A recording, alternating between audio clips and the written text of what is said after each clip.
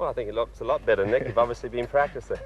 All right. Anyhow, certainly this is a very common problem we see with players, and I think probably a couple of the myths in the golf swing are to swing in to out, and that type of player, you see if you want to set up to the ball there, as we saw there, there's a lot of weight back on the right side here, and then swing the club way inside there with a closed club face, and as a result, at the top of the swing, the weight is actually now too much onto this side of the body. You can see that's what we call a reverse pivot, because as you come down now, as you swing down, you hang back here and you really have to sort of use your hand. So with that closed club face, certainly you're going to hit that sort of pull hook there that you just did, and very common what we see amongst many amateurs. So to start with, we've got to get the basics right, get the grip and the posture correct. Yeah, obviously the hardest thing to work on, as you know, is that any change in the grip takes some time, but in something like this, you really need to work on it. So we get it back to a neutral grip, and then trying to get all the weight forward again. Obviously, we want it back to central, but when you come from this sort of position, it will actually feel like you're ahead of the ball, which is what you need to do. So if you lift your right heel off the ground a fraction, that's automatically going to push the weight correctly onto the balls of the feet, as opposed to being back here on your heels. So the right heel is up a little bit. I'm now more on top, I've got a much better grip, and there we are. I've got a much better chance now to work the club away with the body and then up. That's the feeling you want to be getting there, and then the arms working up, because you've been working it round here so much and away to get the feeling of there, arms up, and the same going through. The start of the swing is important, because you see as you take the club back here, this first move away here, as your body moves, you can see how your navel, that's what you've spoken about quite frequently, moves, and the club moves with it. So at this point, the hands really stay very close to your leg, and the club head appears to be going fairly straight back. And we turn up and through. So let's try one of those. I'll lift my right heel up, feel as if I'm a little more to my left side. Well, it certainly cured the snap hook. That's one of the quickest improvements I've seen, Nick. Thank you very much, sir.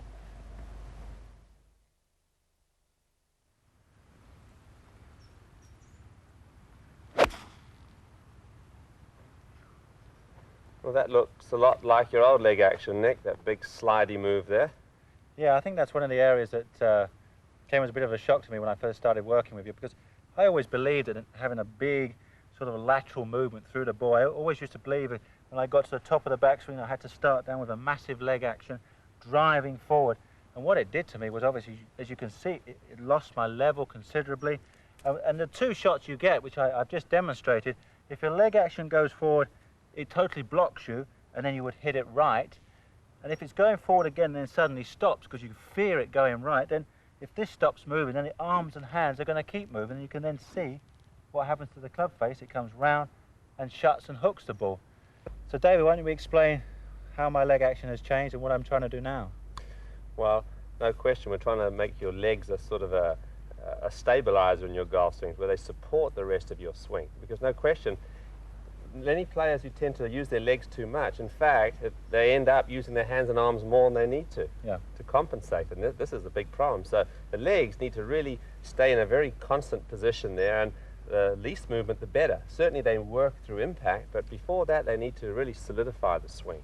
So once you just swing the club back there and make the movement to the top there, and we can see that you've moved a little into your right side, but I think the big key is making sure that that right knee stays flexed, that you really sit on that knee. You can see a lot of tension and pressure on top of your thigh there. Yep, that's good. Then from here, now as we start in the opposite direction, we can see that the left knee will start to move very slightly, but the legs really hold there and wait for the hands and arms to catch up. Now you can turn them through as hard as you like. Now you can clear your hips and drive your knees. But the key is when you do it, you don't want to drive your legs too early. Yeah, I think that's the important thing, which I've had to learn these last few years. You've got to wait for this. You start the momentum of everything moving left with this, what we call separation here, is that the left knee separates away from the right. But this is such a key area, the right knee. I mean, a lot of the clinics I've been doing lately, I feel I can cure a lot of people just simply getting their leg action correct, keeping their knee action nice and firm. Now, once you've got this, then the top half of the body can start working and pulling against the knees. And you remember the old drill that we did with the towel under our arms? Let's just quickly recap on that one, because I think what we've seen now, a lot of people have been using this, but I think they got a little carried away And I know, David, that the idea of the exercise is simply to go to maybe an 8-iron maximum, and it's a 3/4 swing, because of course as you get past this area the arms automatically go wider and separate, and obviously you would drop the towel. And I think you've seen, David, even people trying to hit a driver with this. Yes, I have. They really misinterpreted the drill. It's really just to keep your arms and body working together with your legs supporting the whole thing. The key thing is to hold your knees nice and firm and resist the movement as much as possible. You lock those into position, and as the top half of the body and the stomach now turns away and the shoulders turn, you see I've got a 3/4 swing, but I've turned everything, and the knees have had a minimal amount of movement, which is correct, and as they pull down here and then release through. So let me just show you once again what we mean by that. Hold the knees and then turn the stomach away. There we go. It must be emphasized that this drill must only be completed with a half 8-iron or 3/4 8-iron maximum, because we're not after distance, we're simply trying to get the arms and the body swinging together.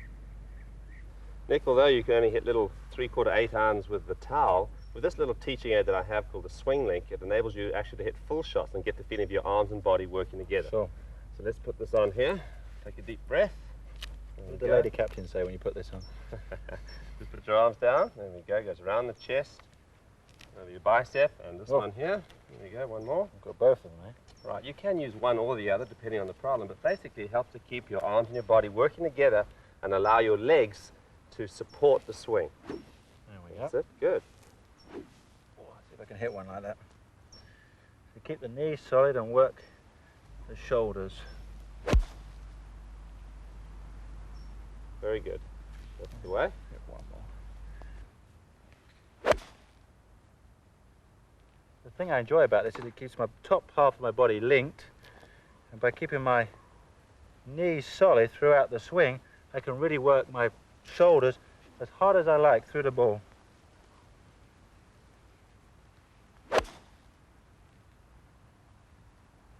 Very good there, Nick. That looks super. Now, feel and tempo are very important parts to your golf swing. We've talked very much of the mechanics, but once you're on the golf course, you can't start thinking too much of the mechanics. You've got to let it all happen and get some feel into your game. And here's a little exercise I want to show you where what we're trying to do is just keep the club swinging in motion all the way through these 8 balls. It teaches you great hand and eye coordination and great feel of where the club head is. So all I want you to do is walk down the line and simply hit them away.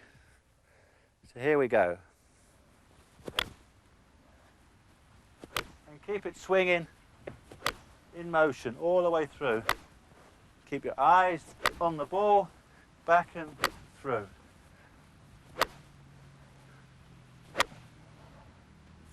And it's as simple as that.